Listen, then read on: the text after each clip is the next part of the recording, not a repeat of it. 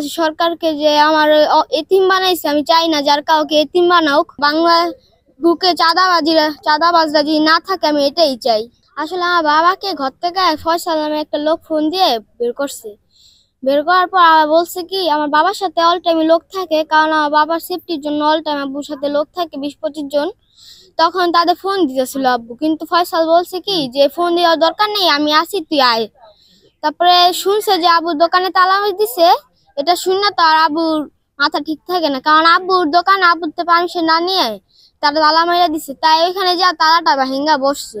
তারপর মইন টিটু ওর আইসা আব্বুর হুমকি দিতেছে, তালা ভাঙছিস কে, আমাকে পারমিশন ছাড়া তালা ভাঙছিস কে। আব্বু বলছে কি তো আমার পারমিশন ছাড়া তুই আমার দোকানে তালা দিছিস কে। তারপরে এই কথা বলছে পরে আমার বাবাকে নিয়ে পাথর দিয়ে ছুরি দিয়ে এখানে এখানে এখানে গুলি করছে, কিভাবে নিষ্ঠুর ভাবে মারছে। তোমার আব্বু তোমাকে ভালোবাসতো না? এখন কি বল, তোমার ফ্যামিলি চলবে কিভাবে?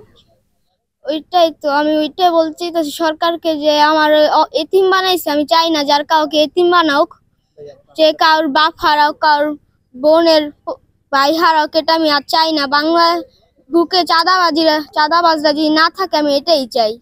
এই যে চাঁদার জন্য যে মানুষকে খুন করে, এটা আমি আর চাই না। তোমার আব্বুকে দাফন দেওয়া হয়েছে কবে? কালকে 10টায়, সকাল 10টায়।